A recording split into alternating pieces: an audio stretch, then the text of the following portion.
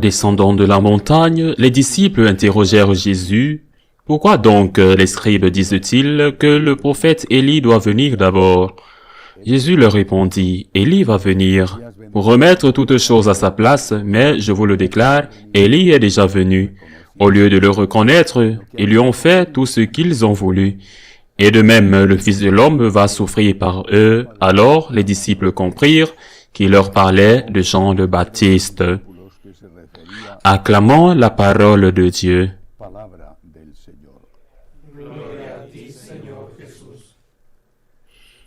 Pourquoi ont-ils coupé la tête de Jean le Baptiste et, avant lui, de tant de prophètes? Pourquoi? Parce qu'il dérangeait. Il gênait les puissants. En l'occurrence, il dérangeait le roi Hérode, et surtout sa femme Hérodiade et sa fille Salomé. Il dérangeait. Il faut en finir avec celui qui dérange. Mais Jean-Baptiste ne dérangeait pas parce qu'il était dangereux, révolutionnaire, appelant au soulèvement. Il dérangeait parce qu'il défendait la famille. C'est pour cela qu'il dérangeait. Il y a 2000 ans, la défense de la famille a coûté la vie à un homme bon. Un homme que tout le monde reconnaissait comme tel, au sommet de sa popularité même. Un homme exemplaire, mais il a défendu la famille. Pourquoi notre Seigneur est-il mort? Parce qu'il dérangeait. Le Christ n'était pas un révolutionnaire qui poussait le peuple à se soulever contre les Romains impérialistes. Les Romains qui avaient conquis Israël, loin de là.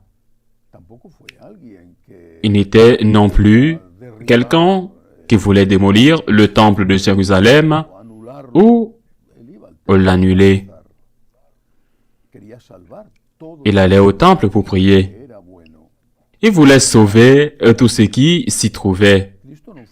Ce qui était bien, il voulait sauver l'Ancien Testament. Le Christ n'était pas un enseignant de cette communauté qui s'est retirée sur les rives de la mer Morte parce qu'elle estimait que le système du temple, tellement commercialisé, n'était pas fidèle à ce que Dieu voulait. Il n'a pas fait cela non plus. Il n'était pas enseignant.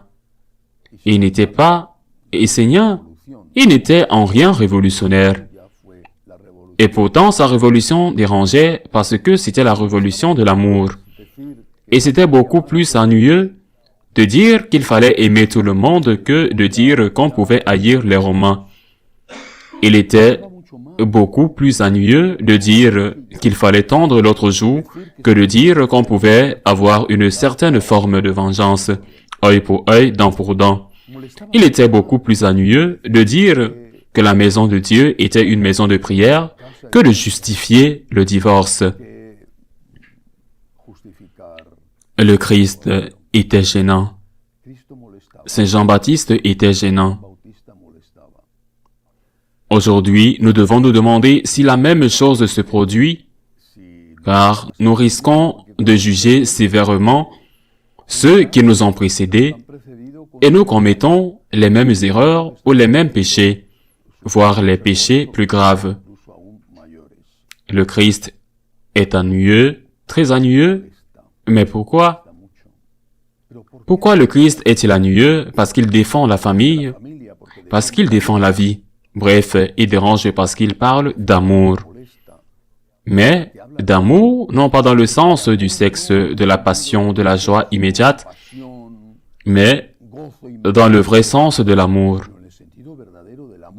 L'amour du Christ est l'amour de la croix. L'amour du Christ est l'amour du sacrifice, l'amour de la générosité. La paix du Christ est la paix qui convient d'une conscience claire, d'une conscience tranquille. Non pas, comme le dit le Seigneur lui-même, la paix du monde qui est basée sur le pouvoir et la peur, mais la paix qui vient de l'intérieur parce que vous êtes en paix avec Dieu, en paix avec les autres et aussi en paix avec vous-même. Le Christ dérangeait et ils l'ont tué. Et aujourd'hui, il y a un fragment d'une pièce, si je me souviens bien, de Dostoïevski, qui s'appelle Le Grand Inquisiteur. Le Christ vient et trouve que le Grand Inquisiteur, c'est une critique, bien sûr, de l'Église catholique. Bon, mais ça vaut ce que ça vaut. Le Grand Inquisiteur, qui croit au Christ et qui reconnaît le Christ, l'envoie tuer. Encore une fois, pourquoi? Parce qu'il abîme, met en crise, détériore le système, les pouvoirs établis. C'est exactement ce qui se passe aujourd'hui. Les pouvoirs établis l'agenda 2030, le nouvel ordre mondial. Le Christ dérange. Cela dérange que le Christ dise qu'il y a une création et que dit la Genèse et que cette création est faite d'un homme et d'une femme. D'un homme et d'une femme, cela dérange beaucoup. Cela dérange que le Nouveau Testament s'élève contre certaines choses, certains comportements sexuels. Cela dérange beaucoup. Mais ça dérange aussi beaucoup plus qu'il parle de paix, qu'il parle de pardon, qu'il parle de réconciliation, qu'il parle d'amour pour l'ennemi. Cela dérange beaucoup. C'est pourquoi ils veulent tuer Jésus. Et ils veulent le tuer, non pas comme dans le roman de Dostoïevski, le grand inquisiteur, en le crucifiant à nouveau, ils veulent le tuer en disant qu'il n'est pas Dieu, ils veulent le tuer en disant que ses paroles sont dépassées, ils veulent le tuer en disant que la révélation n'a pas pris fin avec lui, mais que la révélation continue et quelle est l'opinion publique, et que l'opinion publique est la nouvelle révélation, et qu'elle est au-dessus des précédentes, c'est-à-dire la parole de Dieu et la tradition. Tout cela, c'est vouloir tuer le Christ. L'Évangile nous en parle, et il annonce notre Seigneur ce qui va lui arriver. De même, le Fils de l'homme souffrira de leurs mains. Chacun de nous a la décision dans sa main. Une pierre à jeter sur le Christ et dire « crucifiez-le ».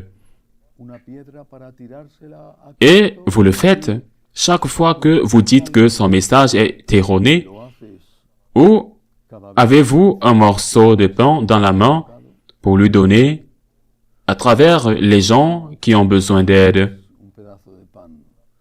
C'est à vous de jeter des pierres au Christ parce que vous n'aimez pas ce qu'il enseigne, parce qu'il vous complique la vie, parce que vous le trouvez exigeant, ou de remercier le Christ et de partager ce que vous avez avec ceux qui ont moins. Nous nous préparons à Noël.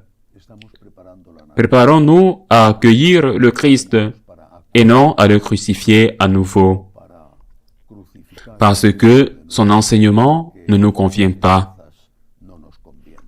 Ainsi soit-il.